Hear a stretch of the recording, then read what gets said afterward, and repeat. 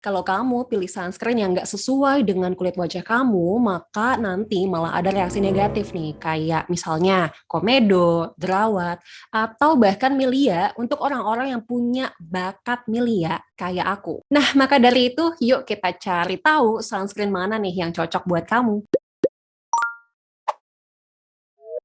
Assalamualaikum, halo semua. Selamat datang kembali di channel Fania Utami, channel tentang kesehatan, pendidikan dokter, dan pengembangan diri. Berhubung sekarang pilihan sunscreen udah banyak banget nih, Besti. Kayak produk brand lokal tuh banyak, terus juga produk brand luar juga banyak. Dan gak jarang nih, ini tuh bikin orang tuh bingung gitu. Aduh, harus pilih yang mana nih? Apalagi buat orang-orang yang masih pemula banget nih, buat awam. Terus udah gitu nih ya, kalau pilihan skincare-nya itu nggak sesuai dengan kulit wajah, itu malah ada efek negatif yang nantinya muncul, dan kita pastinya nggak mau itu kejadian kan. Maka dari itu aku membuat video ini untuk bahas sunscreen yang sesuai dengan kulit wajah kamu. Tetapi di video kali ini kita akan bahas yang esensial secara umum dulu nih teman-teman terkait dengan sunscreen. Kalau kamu udah paham banget nih basicnya dari video ini, nanti kamu bisa cek di video lainnya, karena di situ aku membahas jenis kulit mana yang cocok dengan sunscreen yang mana. Jadi kamu bisa tahu juga nih kulit kamu cocok dengan sunscreen yang mana teman-teman. Untuk bisa pilih sunscreen yang tepat,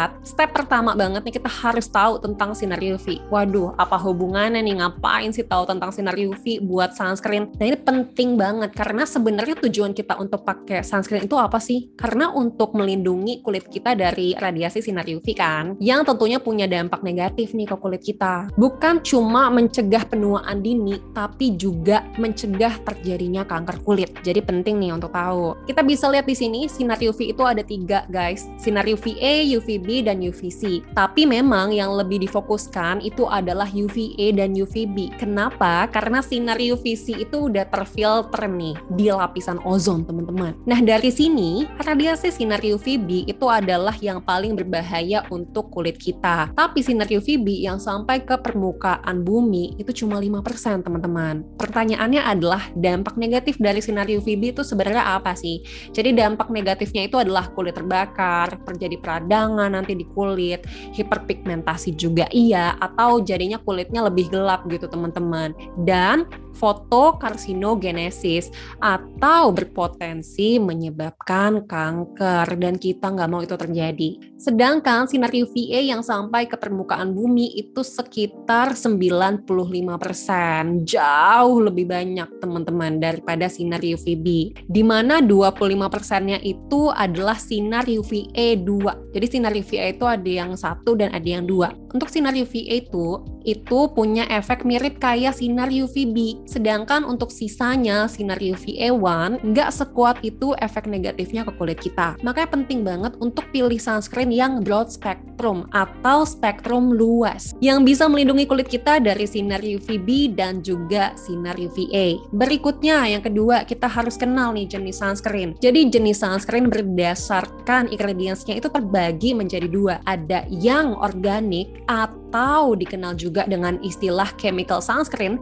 dan ada juga yang anorganik atau dikenal juga sebagai physical sunscreen. Tipe organik atau chemical sunscreen itu bersifat kayak sponge nih teman-teman. Jadi dia itu menyerap sinar UV. Contohnya itu ada beberapa. Di sini ada dari Fataba, ada salicylate, ada benzopenones. Nanti di situ juga ada komposisi yang lebih detail lagi nih, seperti yang bisa teman-teman lihat pada layar. Untuk produk skincare dengan chemical sunscreen biasanya akan dikombinasikan 2-6 chemical sunscreen nih di dalamnya. Jadi bahan aktifnya tuh ada beberapa, bukan cuma 1. Plusnya untuk tipe yang organik ini, dia itu tidak meninggalkan residu putih atau kayak white cast gitu teman-teman. Karena kalau kita pakai sunscreen terus ada white cast ya biasanya orang males ya. Aku juga biasanya cenderung mencari sunscreen yang tidak meninggalkan residu warna putih gitu. Jadi supaya lebih natural aja gitu kelihatannya pas pakai sunscreen. Berikutnya tipe anorganik atau physical sunscreen, dia kerjanya kayak shield gitu guys. Jadi dipantulin nanti untuk sinar UV-nya. Untuk ingredient sunscreen yang masuk dalam kategori ini adalah titanium dioxide dan juga zinc oxide. Kalau kamu punya kulit sensitif nih, boleh pilih yang ini. Lalu kalau kamu mau tahu lebih detail tentang ini, jangan lupa subscribe karena kita akan bahas di video yang lain. Ketiga,